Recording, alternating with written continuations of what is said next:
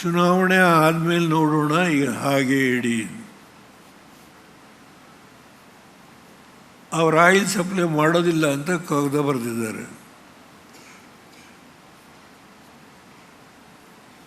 ಅದೇ ಫೈಲು ವಾಜಪೇಯಿ ಅವ್ರ ಮುಂದೆ ಹೋಯಿತು. ಯಶವಂತ್ ಸಿನ್ಹಾ ತಗೊಂಡೋದು, ಹಣಕಾಸಿನ ಮಂತ್ರಿ. ವಾಜಪೇಯಿ ಅವರು ಅದನ್ನು ಹಾಗೆ ಇಡಿ, ನಾವು ಸವಾಸ ಬೇಡ. ನಾನು ಪ್ರಧಾನಮಂತ್ರಿ ಆದ ಮಾರನೇ ದಿನ ಪೆಟ್ರೋಲಿಯಂ ಸೆಕ್ರೆಟರಿ ಕೇಲ್ಕರ್ ಅಂತ ಫೈಲ್ ನನ್ನ ಮುಂದೆ ತಂದು,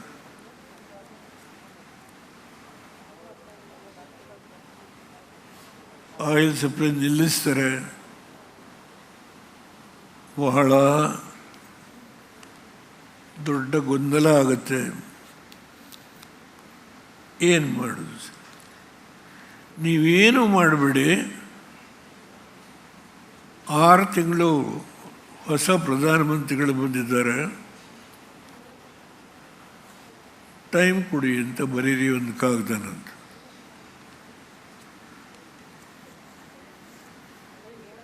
ನೀವು ಬರೀರಿ ಅಂತ. ಚಂದ್ರಶೇಖರ್ ಸರ್ಕಾರ 4 ತಿಂಗಳಲ್ಲಿ ಹೋಗಿತ್ತು.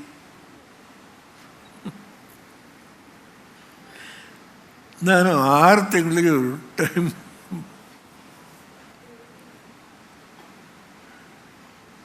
ಹೇಗೆ ಸನ್ನಿವೇಶಗಳು ಒಬ್ಬ ವ್ಯಕ್ತಿ ಒಂದು ಸ್ಥಾನದಲ್ಲಿ ಕೂತಾಗ ಒದಗಿ ಬರುತ್ತೆ ಅನ್ನೋದಕ್ಕೆ ನಾನಿಲ್ಲಿ ಈದ್ಗಾ ಮೈದಾನದ ಸಮಸ್ಯೆ ಬಗೆಹರಿಸಿದ್ದೆ.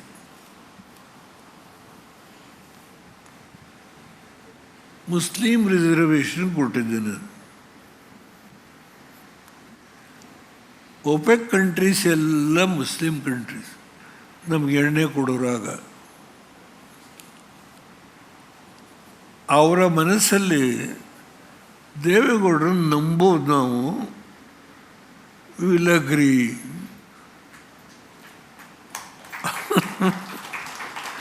ಹೇಗೆ ಕೂಡಿ ಬರುತ್ತೆ ನದಿ.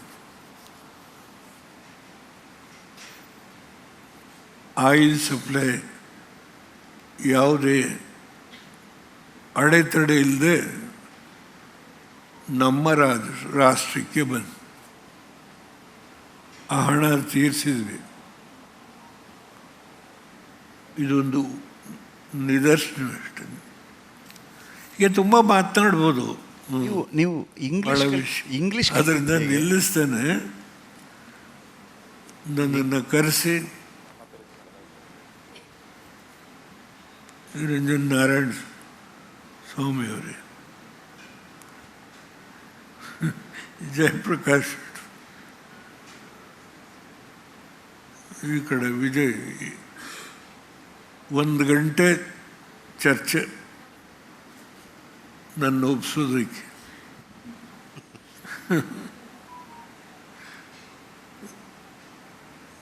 ಕೊನೆಗೆ ನೀವೇ ಗೆದ್ದಿರಿ. ನಾನು ಬಂದು 10 ನಿಮಿಷ 4 ಮಾತುಗಳನ್ನು ಆಡಲಿಕ್ಕೆ ಅವಕಾಶ. ಇವತ್ತು ರಿಪಬ್ಲಿಕ್ ಟಿವಿ ಕನ್ನಡ 1 ವರ್ಷ ಯಶಸ್ವಿಯಾಗಿ ಪೂರೈಸಿದರೆ ಈ ಸಂದರ್ಭದಲ್ಲಿ 4 ಮಾತನಾಡಲಿಕ್ಕೆ ಅವಕಾಶ ಮಾಡಿಕೊಟ್ರೆ ಈ ಒಂದು ಸಂಸ್ಥೆಯಲ್ಲಿ ದುಡಿಯುವ ಎಲ್ಲ ಸಹೋದ್ಯೋಗಿಗಳು, ನಿಮ್ಗಳಿಗೆ ಬಂದಿರತಕ್ಕಂಥ ಮುಖಂಡರುಗಳಿಗೆ ನಾನು ತಲೆಬಾಗಿ ನಮಸ್ಕಾರ ಮಾಡಿ ನನ್ನ ಮಾತನ್ನು ಮುಗಿಸ್ತೇನೆ. ಜೈ ಹಿಂದ್, ಜೈ ಕರ್ನಾಟಕ. ಸರ್, ನಿಮ್ಮನ್ನು ನೋಡಿದಾಗೆಲ್ಲ ನನಗೆ ಭಾಳ ಆಶ್ಚರ್ಯ ಜೊತೆಗೆ ಭಾಳ ಕುತೂಹಲ. 92 ವರ್ಷ ದೇವೇಗೌಡರಿಗೆ ಈ ವಯಸ್ಸಲ್ಲೂ ಕೂಡ ಜ್ಞಾಪಕ ಶಕ್ತಿ, ಆಲೋಚನೆ, ಮುಂದಿನ ಹೋರಾಟ ಭಾಳ ಆಶ್ಚರ್ಯ ಮತ್ತು ಒಂದು ರೀತಿಯಲ್ಲಿ ಒಂದು ಆ್ಯಡ್ಸ್ ಆಫ್ ಹೇಳ್ಬೇಕು ಅನಿಸುತ್ತೆ. ಈ ಏಜಲ್ಲೂ ಕೂಡ ಹೇಳ್ತಾ ಇರೋದು ಏನು ದೈವ ಶಕ್ತಿನ ಏನು? ನನಗೆ ವಯಸ್ಸು 92, ಆದರೆ ನಾಡಿನ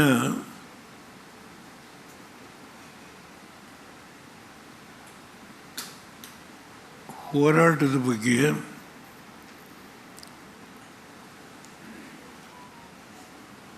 ಅದರಲ್ಲೂ ಕನ್ನಡ ನಾಡಿಗೆ ಏನು ಕೆಲವು ಪೆಟ್ಟು ಬಿದ್ದಿದೆ, ಅದಕ್ಕೆ ನಾನು ಯಾರನ್ನೂ ಗುರಿ ಮಾಡಲ್ಲ. ಈ ಸಂದರ್ಭದಲ್ಲಿ ಅದರ ವಿಷಯ ಪ್ರಸ್ತಾಪ ಮಾಡೋದಿಲ್ಲ. ನಾನಾಗಲೇ ಹೇಳಿದ್ದೇನೆ, ಕಾಲ ಕೂಡಿ ಬರಬೇಕು ಅಂತ. ನಾನು ನಂಬಿಕೆ ಇದೆ ನನಗೆ ಆ ಸನ್ನಿವೇಶ ಕೂಡಿ ಬರುತ್ತೆ. ಆ ದಿನ ಮತ್ತೊಮ್ಮೆ ನಮಗೆ ಯಾವ ಹಿನ್ನಡೆ ಆಗಿದೆ ಅದನ್ನು ಸರಿಪಡಿಸಲಿಕ್ಕೆ ನನ್ನ ವಯಸ್ಸು ಅಡ್ಡಿ ಬರೋದಿಲ್ಲ. ನನ್ನ ಹೋರಾಟ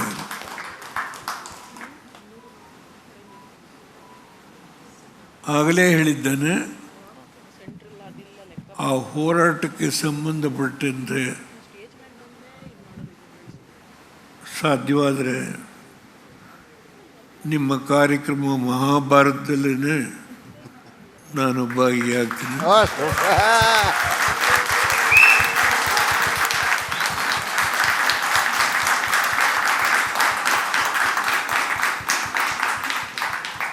ನಿಮ್ಮೆಲ್ಲರಿಗೆ ನಮಸ್ಕಾರ.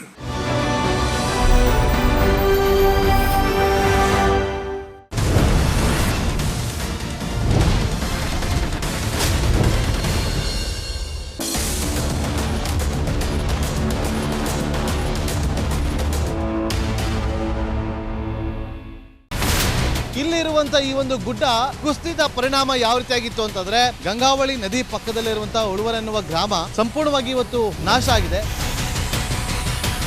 ಮನೆ ಮಠ ಏನಿಲ್ಲ, ಎಲ್ಲ ಹೋಗ್ಬಿಟ್ಟಿದೆ. ಇವತ್ತು ರಿಪಬ್ಲಿಕ್ ಕನ್ನಡ ಮಾಡಿದಂತ ಒಂದು ವರದಿಯಿಂದಾಗಿ ಎಚ್ಚೆತ್ತುಕೊಳ್ಳುವಂತ ಕೆಲಸ ಸರ್ಕಾರ ಮಾಡಿದೆ, ಸಚಿವರು ಕೂಡ ಮಾಡಿದ್ದಾರೆ. 2 ಗಂಟೆಗೆ ಸುದ್ದಿ ಮೂಡಿಸಿದ್ದು 6 ಗಂಟೆಗೆ ಎಲ್ಲ ಸಚಿವರು ಮಿನಿಸ್ಟರ್ ಎಲ್ಲ ಬಂದು ಇಲ್ಲಿ ನೋಡೋಗಿದ್ದಾರೆ. ಎಲ್ಲಾ ಜನರಿಗೂ 1,20,000 ಮತ್ತೆ ಅವರಿಗೆ ಮನೆಗೆ 5 ಲಕ್ಷ. ಈ ಸುದ್ದಿಯನ್ನ ಎಲ್ಲ ಒಂದು ಅಧಿಕಾರಿಗಳಿಗೆ ಮೂಡಿಸಿದ್ದಕ್ಕಾಗಿ ರಿಪಬ್ಲಿಕ್ ಕನ್ನಡ ಟಿವಿಗೆ ಧನ್ಯವಾದ ಹೇಳಿ ಇಷ್ಟಪಡ್ತೇವೆ. ಮನೆನೂ ಕೊಡ್ತೇವೆ, ಮಕ್ಕಳಿಗೆ ಶಿಕ್ಷಣಕ್ಕೆ ತೊಂದರೆ ಆಗದೆ ಇದ್ದಂಗೆ ಹೆಲ್ಪ್ ಮಾಡ್ತೇವೆ. 1,20,000 ಮನೆ ಯಾರ್ದ್ರ ಡ್ಯಾಮೇಜ್ ಆಗಿದೆ ಅದನ್ನ ಕೊಡ್ತೀವಿ ಅಂತ ಒಪ್ಕೊಂಡಿದ್ದಾರೆ. ನಮ್ಮ ಕಷ್ಟಕ್ಕೆ ನೀವು ರಿಪಬ್ಲಿಕ್ ಕನ್ನಡದವರಾದಂತ ನೀವು ನೆರವಾಗಿರ್ತ ನಾವು ನಂಬಿದ್ದೇವೆ. ಅವರಿಗೆ ಸೂರನ್ನ ಕಲ್ಪಿಸಿ ಕೊಡೋವರೆಗೂ ಕೂಡ ರಿಪಬ್ಲಿಕ್ ಕನ್ನಡ ಅವರಿಗೆ ಧ್ವನಿಯಾಗಿ ನಿಲ್ಲುವಂತ ಕೆಲಸವನ್ನ ಮಾಡ್ತೇವೆ.